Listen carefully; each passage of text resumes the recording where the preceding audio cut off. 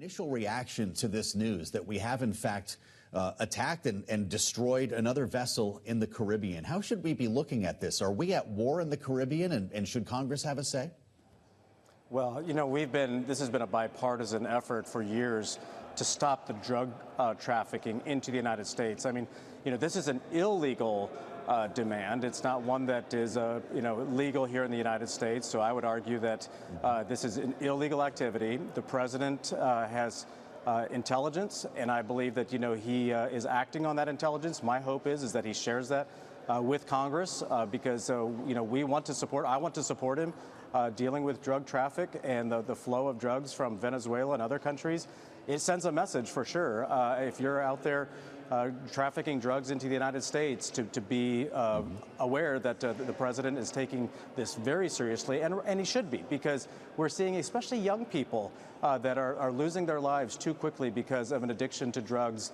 And this is one of the sad realities that we're facing here in America. And the one way that you put a stop to it is you stop the drugs from coming in. Congressman, I want to focus on another part of the world, if we can. In about 4 days' time, we are due a phone call between President Trump and President Xi on trade tensions that have been brewing for quite some time. When that call comes about, what do you expect to be top of mind? How much of it will be exports focused? How much of it will be farming focused from your point of view? Well, actually, agriculture is one of our largest exports from the United States to other parts of the world. And of course, China is a large consumer of that. One of the things that we want to make sure for our farmers and producers is that they have strong export markets. You know, they're already dealing with a lot of other pressures economically. And the one thing that we can make sure that benefits our producers here in the United States is strong exports. You know, and I hope this gets worked out. President Trump is a strong negotiator.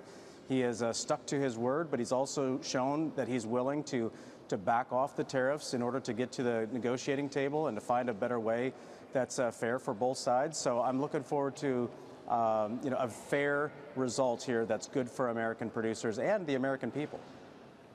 Well, we've got TikTok in the balance here as well. Congressman, news today from the Treasury Secretary that there is a framework in place to reach an agreement. And we want to be clear, there's not a deal to sell TikTok yet. But there were, of course, major concerns, and you know all about them, following a months-long debate about national security involving TikTok. I'm wondering if you think that this sale could, in fact, fulfill the spirit of that law, the divest or ban law, and if not, how you're sort of ranking the priorities of trade with China with national security here. It is definitely a national security issue, and I believe that, you know, not only has TikTok become an issue of national security, and again, what is it feeding into our kids' lives? What's it feeding into Americans' lives? The algorithms that social media has is very powerful, and I think that, just like we're talking about drugs coming into the United States, we also have to make sure that what is on social media, ag land is another one that a lot of states are putting prohibitions in place to ban China from buying farmland. Also, there's a bill here in Congress that would prohibit China from owning convenience stores on military bases because they're gathering data there. China's just nefarious, and they're looking for ways of stealing information, stealing data, and of course, weakening America in a variety of different ways. I mean, even when it comes to vaping products, a lot of the products that come in from China that is sold into our C-stores for vaping is a very dangerous chemical. And so there's a lot of reasons to have a very skeptical eye with China. And I know that President Trump knows that. He has been, negotiator number one, making sure that we level the playing field with China, but also keep Americans safe.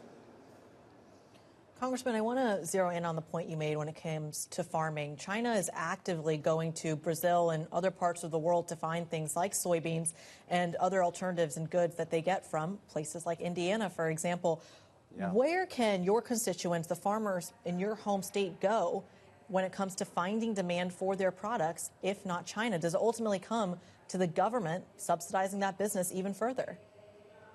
Well, I think one of the things that we can do is that we can always, add value to corn and soybeans, whether it's energy, fuel production, or whether it's, raising our own beef. I mean, we have a shortfall on our beef supply here in the United States right now. There's opportunities like that by adding value in other processes rather than just shipping raw corn and soybeans overseas. Now, obviously, it's a huge market for us, but I think there's other markets as well that we could obviously be focusing on. India is, of course, a nation of 1 billion people. Europe, but I think that's where we need to up our game when it comes to our production, making sure that the quality that we produce here in the United States is at much higher levels. We're already there in some ways, but we can even do more.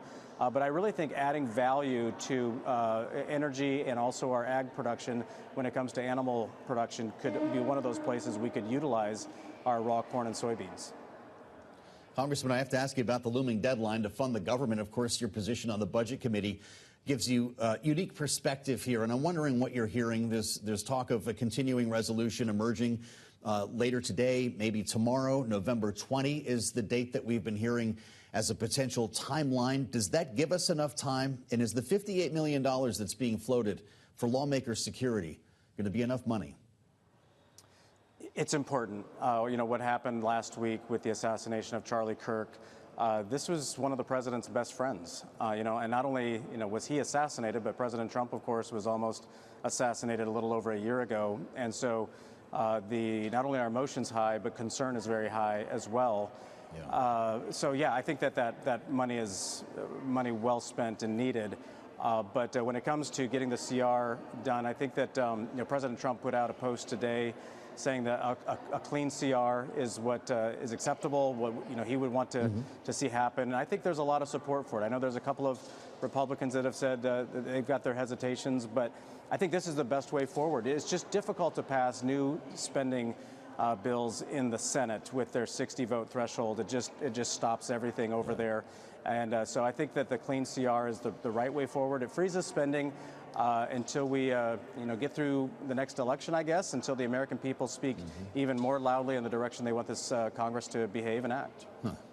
Right. Is November 20 the date we should be looking for, Congressman? At one point, the administration was asking for a full year. Would you vote for that? They were. I would vote for a full year because I think that it's one of those pieces where we got to give certainty to the markets. There's a lot of tax policies in place with the Working Families Tax Cut Act, the big beautiful bill that's in place. Of course, trade policy is pretty much stabilized and is coming into focus. If interest rates were down a little bit, that's probably the biggest issue I hear from my constituents, especially in the housing market, RV industry, retail space. If interest rates were down a bit more, they feel like people would have more confidence to go out and make those expenditures. I think a lot of people are just sitting on the sidelines, frankly, until the rates drop a bit, and hopefully they will do that soon. But these are all important pieces that the American people are watching every day, and they're feeling it. And so the longer we have stability with our budget out of Washington, I think that gives them that certainty.